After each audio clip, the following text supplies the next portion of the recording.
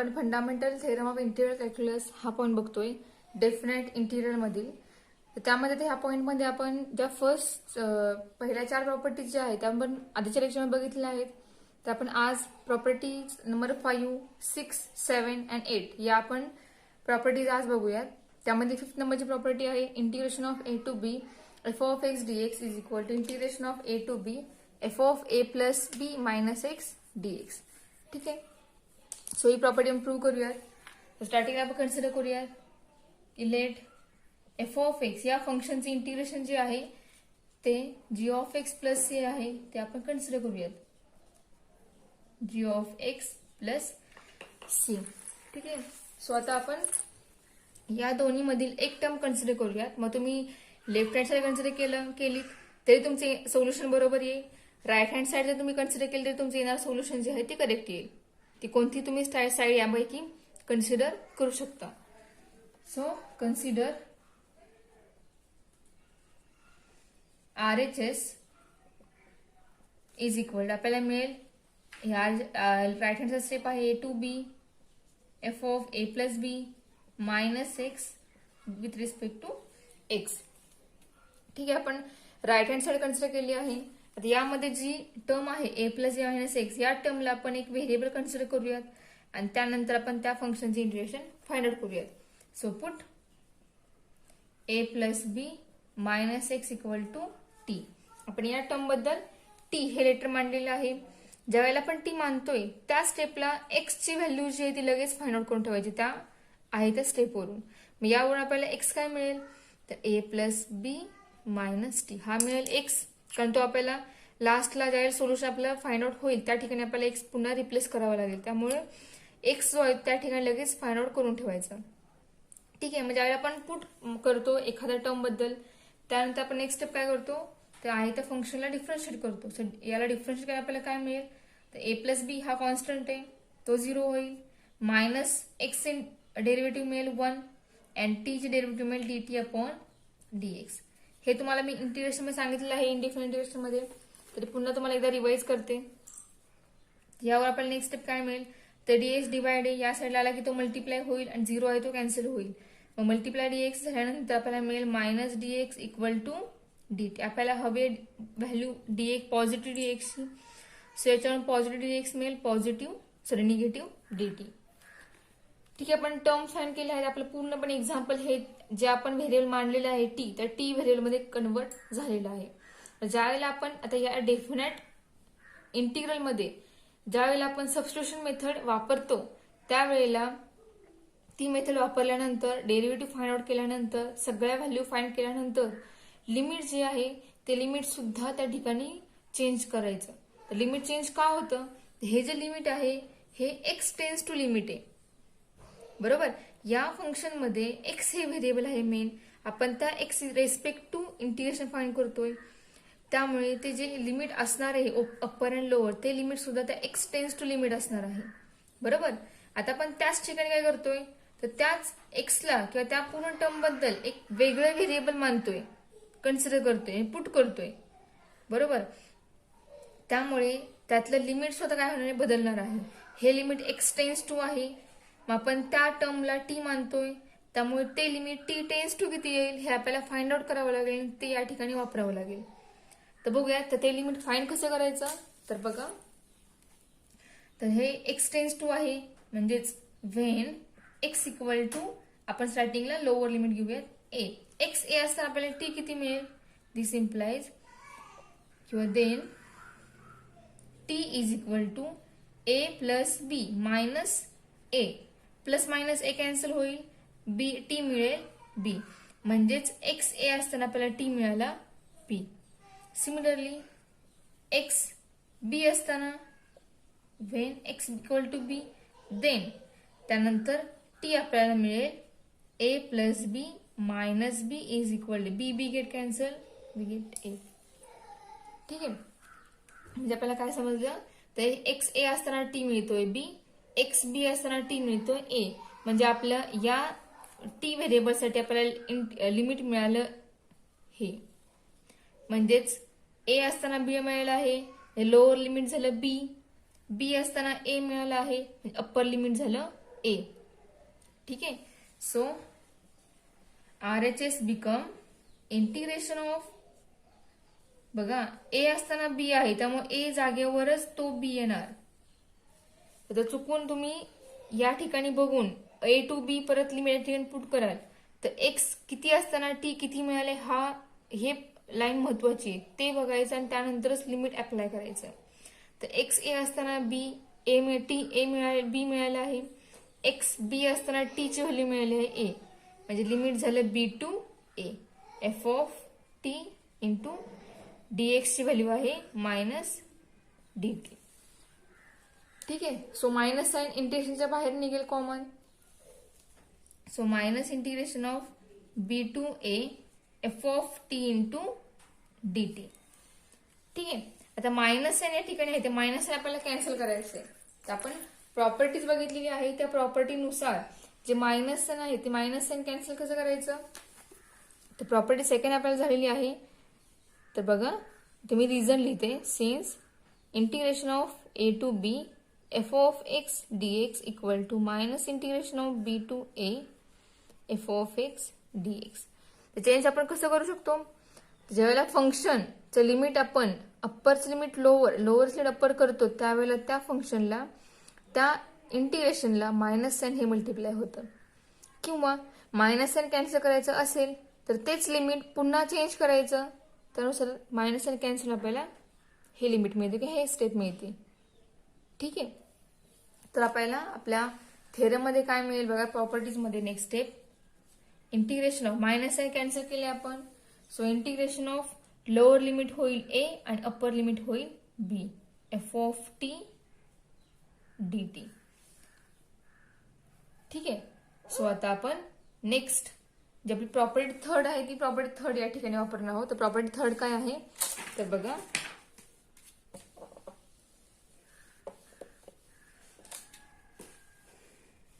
हे आपलं स्टेटमेंट आहे या ठिकाणी. So we get integration of a to, पुन्हा आपण ती स्टेप लिहूयात f of t d t. आपल्याला प्रॉपर्टी थर्ड यूज करायची आहे. तर प्रॉपर्टी थर्ड नुसार थर्ड प्रॉपर्टी काय आहे तर integration of a to b f of x dx equal to integration of a to b f of t d t. हे दोन्ही सेम असतात, आपण ते सेम दाखवलेले आहे, ते इक्वल आहे ते. ओके. सो लिमिट तेच असणार आहे आणि जरी आपण तेच लिमिट असताना व्हेरिएबल बदललं तरी पण दोन्ही स्टेप जे आहे ते इक्वल येतात. मग त्या रूलनुसार आपण या ठिकाणी ए टू बी लिमिट सेम तेच ठेवणार आहोत आणि व्हेरिएबल बदलून एफ ऑफ एक्स डीएक्स करणार बाय युजिंग दिस. ठीक आहे. सो आता आपल्याला लिमिट ए टू बी मिळालेलं आहे, एफ ऑफ एक्स डीएक्स मिळालेलं आहे. तर आपण त्या एक्स जागेवरती जे आपण मांडलं होतं कन्सिडर केलं होतं ते आपण पुट करू शकतो. किंवा आता आपल्याला हे जे मिळाले हीच आपली काय आहे या प्रॉपर्टी मधली लेफ्ट हँड साइड आहे. ठीक आहे. म्हणजे आपल्या दोन्ही स्टेप काय झाल्या प्रूव्ह झालेल्या आहेत.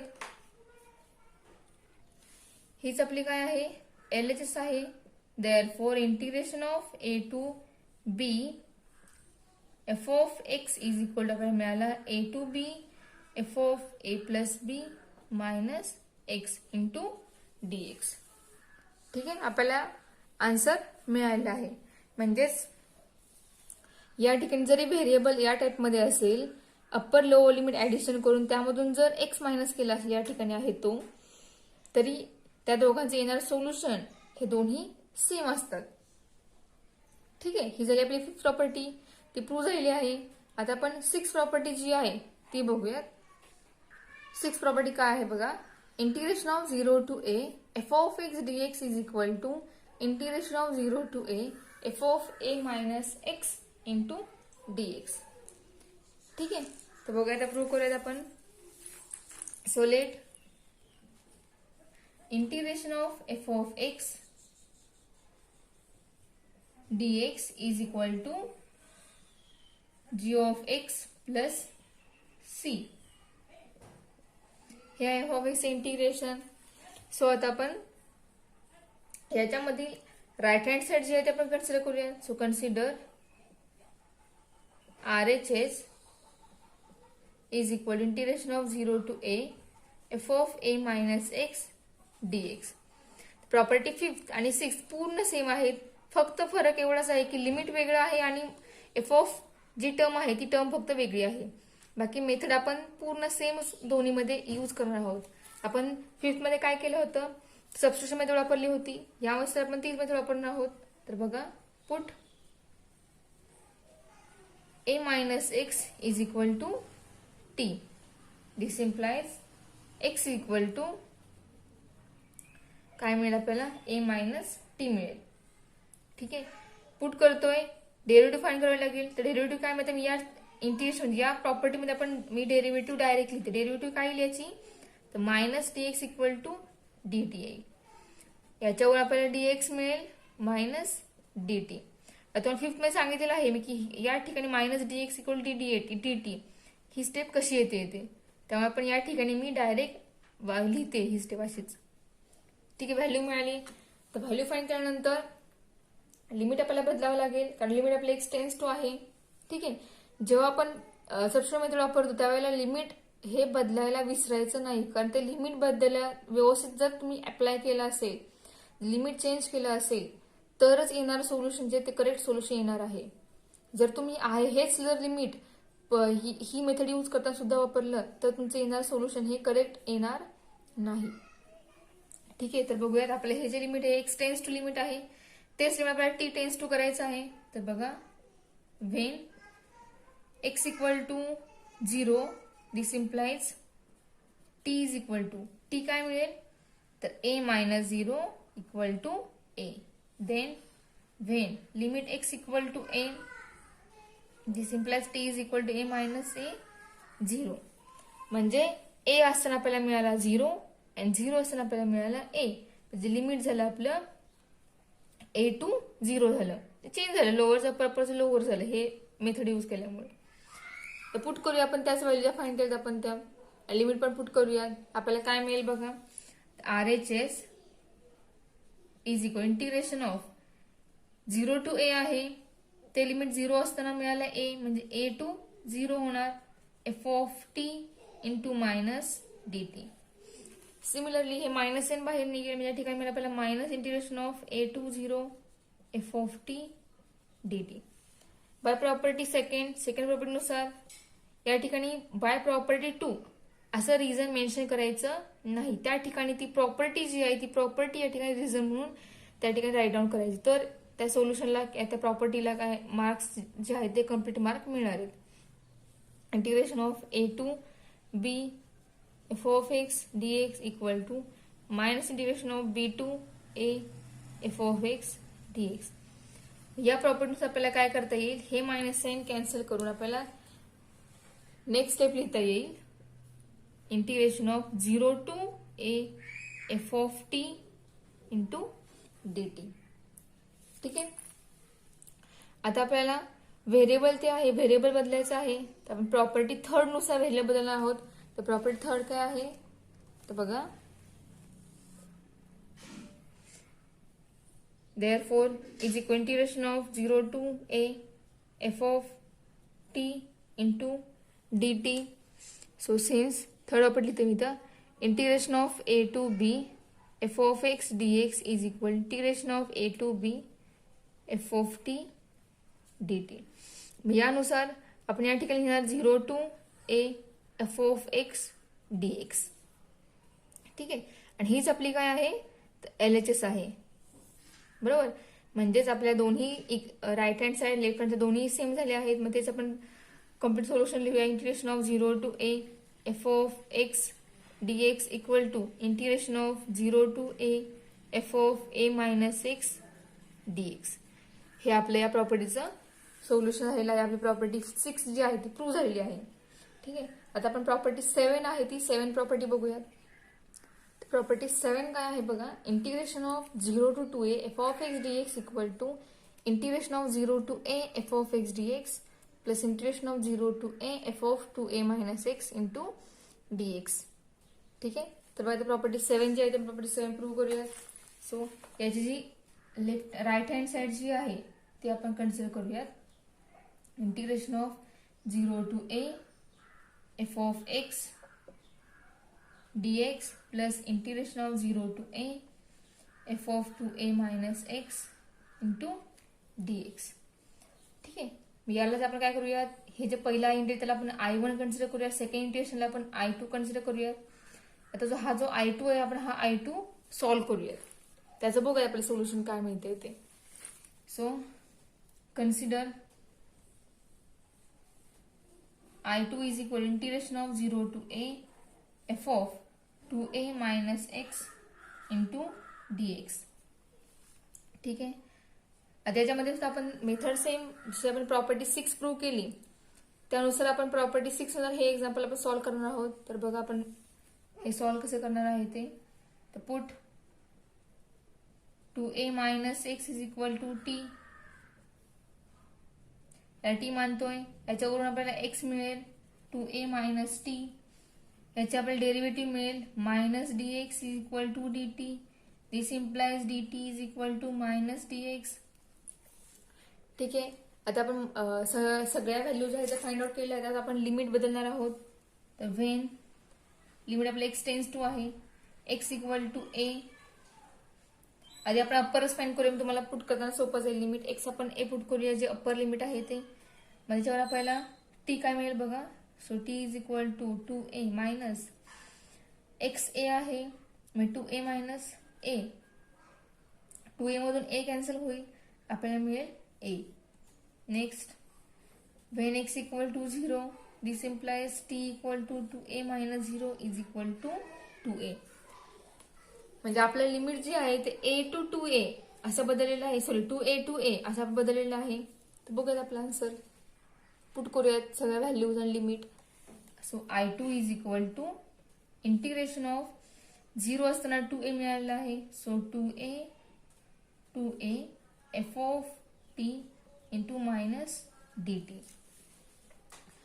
ठीक आहे. सो मायनस साइन कॉमन काढूयात. त्या इंटरेस्ट साइन मधून मायनस साइन बाहेर निघेल. तर आपल्याला काय मिळेल बघा. I2 is equal to minus integration of 2a to a f of t into dt. So from property second we get minus sign cancel होईल, आपल्याला मिळेल a to 2a f of t into dt. आणि या स्टेपला reason येईल since integration of a to b f of x dx equal to minus integration of b to a f of x dx. हे reason येईल. Next property third नुसार a to 2a limit तेच राहील, मात्र variable काय होईल, change होईल. Since याला रिझन येईल a to b f of x dx equal integration of a to b f of t dt. ठीक आहे. म्हणजे आपल्याला I2 बद्दल हे मिळाले इंटिग्रेशन. आता आपण ह्या जो इंटिग्रेशन आहे हे जे मिळाले आन्सर आहे ते आपण आपल्या राईट हँड साइड मध्ये पुटअप करूयात. So RHS is equal to integration of 0 to a f of x dx plus integration of a to 2a f of x dx. Put केलं. आता प्रॉपर्टी आपण एक बघितलेली आहे. प्रॉपर्टी नंबर 4 प्रॉपर्टी काय आहे तर बघा. Since integration of a to b f of x dx equal to integration of a to c f of x dx plus integration of c to b f of x dx. मग या fourth प्रॉपर्टीवर आपल्याला काय मिळेल, integration of जे middle limit आहे ते cancel होईल. आपल्याला मिळेल या ठिकाणचं लोअर लिमिट आणि शेवटचं upper limit f of x dx. कारण या ठिकाणी फंक्शन सेम आहे, फक्त लिमिट जी आहे त्या लिमिटमध्ये फक्त बदल आहे. तर जे मिडल लिमिट आहे ते वेगळं आहे, a आहे. त्यामुळे आपण फंक्शन सेम असल्यामुळे या प्रॉपर्टीनुसार आपण ते फंक्शन एकत्र दोन्हींचे मिळून एक फंक्शन तयार केलं. पहिल्या फंक्शनचं लोअर लिमिट प्लस शेवटचं फंक्शनचं अप्पर लिमिट जे आहे ते या ठिकाणी अप्पर लिमिट या फंक्शनचं आहे. ठीक आहे. म्हणजे आपल्याला काय मिळालं आहे, हे a to 2a f of x dx. Sorry a नाहीये, इथलं लोअर लिमिट 0 आहे, ज्या ठिकाणी 0 येणार 0 to 2a f of x dx. म्हणजे आपल्याला हे मिळालं आहे. ही स्टेप जी आहे म्हणजे ही टर्म जी आहे ती आहे आपली LHS. ठीक आहे. म्हणजे आपल्याला प्रूफ काय मिळालं बघा. Therefore integration of a to two a f of x d x याचे इंटिग्रेशन मिळालं integration of 0 to a f of x d x plus integration of 0 to a f of 2a minus x d x. ह्या दोन्ही ज्या step आहेत त्या आपल्या equal झाल्या. हीच आपली प्रॉपर्टी 6 होती, सॉरी 7 प्रॉपर्टी होती आपली ही. ठीक आहे, 7 प्रॉपर्टी प्रूव्ह झाली आहे. आता लास्ट जी आहे 8 प्रॉपर्टी, 8 नंबर ती प्रॉपर्टी प्रूव्ह करूया. ती प्रॉपर्टी थोडीशी वेगळी आहे. ती प्रॉपर्टी आपण जास्त करून ती प्रॉपर्टी आपण सोल्युशन जे एक्झाम्पल फाइंड करताना एक्झाम्पल सोल्युशन फाइंड करताना वापरणार आहोत. तर ती प्रॉपर्टी जी ती प्रॉपर्टी समजून घ्या. ती प्रॉपर्टी 8 काय आहे ती बघा. Integration of minus a to a f of x d x is equal to 2 into integration of 0 to a f of x d x. आता या ठिकाणी हे जे लिमिट हे -2 पॉझिटिव्ह, हे लिमिट अप्पर लोअर सेम आहे, फक्त एक लोअर लिमिट निगेटिव्ह आहे, अप्पर लिमिट पॉझिटिव्ह आहे. मग ते साइन वेगळं असल्यामुळे याची सोल्युशन जे आहे ते इव्हन आणि ऑड फंक्शनवर डिपेंड आहे. ठीक आहे, मग ज्या वेळेला एफ ऑफ एक्स हा इव्हन फंक्शन असेल त्यावेळेला त्या एफ ऑफ एक्स इंटिग्रेशन मिळालं पहिला 2 integration of 0 to a f of x d x. ज्या वेळेला एफ ऑफ एक्स हे ऑड फंक्शन असेल त्यावेळेला त्या सोल्युशन आपल्याला मिळेल डायरेक्ट आन्सर मिळेल 0. ठीक आहे, आता इव्हन आणि ऑड फंक्शन असेल एफ ऑफ एक्स काय असतो हे बघा स्टार्टिंगला. तर बघा आपण सोल्युशन फाइंड करतोय. एफ ऑफ एक्स हे जर इव्हन फंक्शन असेल, इव्हन फंक्शन इफ कधी असेल even function F of minus x याचा सोल्युशन एफ ऑफ एक्स असेल त्यावेळेला ते असणार आहे इव्हन फंक्शन. ऑड कधी असेल f of x is odd function if f of minus x is equal to minus f of x त्यावेळेला ते असणार आहे ऑड फंक्शन. ठीक आहे, तर हे दोन्ही स्टेटमेंट आपण या थेरमच्या प्रॉपर्टीच्या प्रूफ साठी वापरणार आहोत. तर बघा आता स्टार्टिंगला आपण जे आपल्याला प्रूव्ह करायचं आहे ते आपण ही जी स्टेप आहे ही आता स्टार्टिंगला लिहूया, म्हणजे लेफ्ट हँड साइड जी आहे ती आपण स्टार्टिंगला लिहूयात. So integration of minus a to a f of x d x is equal to the property third जी बघितली आपण प्रॉपर्टी 4, त्या प्रॉपर्टी 4 नुसार आपण हे जे लिमिट आहे हे आपण स्प्लिट करणार आहोत. तर ते कशा प्रकारे बघा. तर मायनस ए टू पॉझिटिव्ह ए असं लिमिट आहे, म्हणजेच एक नंबर मायनस आहे एक नंबर पॉझिटिव्ह आहे. साहजिक या दोघांचे मिडल नंबर असणार आहे तो असणार आहे 0. बरोबर, तो मायनस ए पेक्षा मोठा आहे पॉझिटिव्ह ए पेक्षा लहान आहे. बरोबर, सेंटरला हा नंबर दोघांच्या येतो. त्यामुळे इथे आपण मिडल लिमिट 0 वापरून हे लिमिट आहे ते स्प्लिट करतोय. तर बघा integration of minus a to 0 function तेच, फंक्शन बदलायचं नाही, plus 0 to a f of x d x. ठीक आहे, ह्या दोन्ही टर्म इक्वल आहेत हे आपण प्रॉपर्टी 4 मध्ये प्रूव्ह केलेलं आहे. ओके, त्यामुळे या ठिकाणी आपण इक्वल साइन घेतोय आणि हे लिमिट स्प्लिट करतोय. ठीक आहे, आता या स्टेपला आपण फर्स्ट कन्सिडर करूयात. सो देन या दोन्हीपैकी आपण एक इंटिग्रेशन कन्सिडर करूयात. सो कन्सिडर इंटिग्रेशन फर्स्ट जे आहे ते मायनस ए टू 0 ते आपण इंटिग्रेशन कन्सिडर करूयात. सोल्युशन फाइंड करून ते सोल्युशन मध्ये पुट करूया आणि त्यानंतर मग आपण इव्हन आणि ऑड साठी सोल्युशन फाइंड करूयात. ठीक आहे, सो आपण ह्या दोन्ही मधलं फर्स्ट जे आहे इंटिग्रेशन ते कन्सिडर केलेलं आहे. आता या ठिकाणी पुट करतोय एक्स बद्दल मायनस टी. थोडंसं प्रूफ याचं वेगळं आहे. एक्सला मायनस टी आपण पुट करतोय म्हणजे डेरिव्हेटिव्ह मिळेल d x equal to minus d t. आता साहजिक आहे आपण सबस्टिट्यूशन मेथड वापरतोय म्हणजे आपल्या लिमिट बदलणार. So when x equal to 0 this implies t is equal to 0. ठीक आहे, when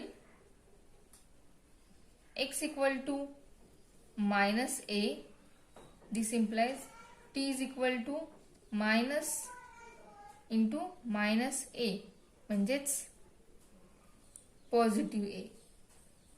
ठीक आहे, म्हणजे आपल्याला लिमिट काय मिळालं बघा. एक्स 0 असताना टी 0 मिळाला, एक्स निगेटिव्ह ए असताना टी मिळाला पॉझिटिव्ह ए.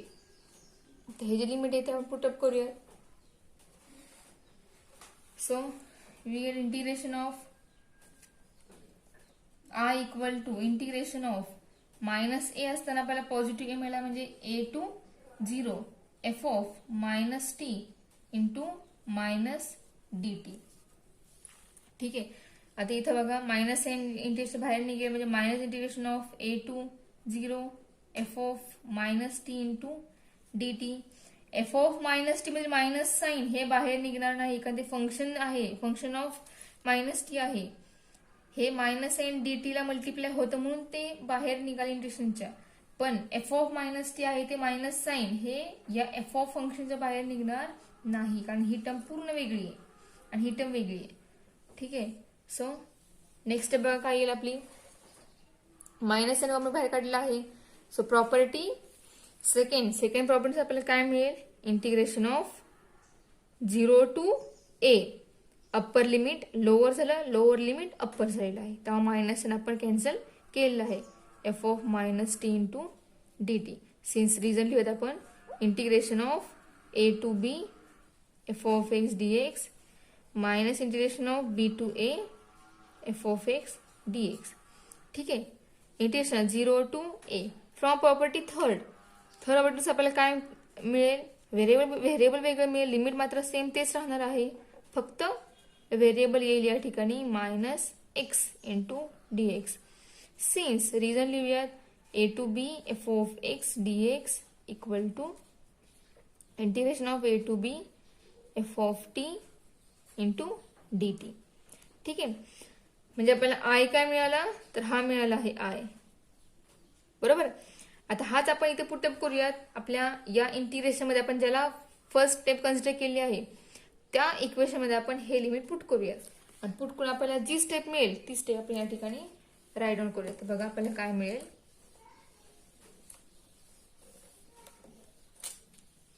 हे आपलं थेरम आहे, हा आपलं प्रॉपर्टी आहे ती आपली. तर आपल्याला काय मिळेल बघा minus a to a direct लिहिणार आहे मी equation 1 become f of x dx is equal to integration of 0 to a f of minus x dx plus integration of 0 to a f of x dx. फक्त आपण जे integration consider केले होते solution आपण जे फाइंड केलं ते फक्त सोल्युशन आपण इक्वेशन 1 मध्ये पुट केलेले. ठीक आहे. आता आपण काय करूयात फंक्शन जे आहे या दोघांना बघा सेम लिमिट आहे. बरोबर.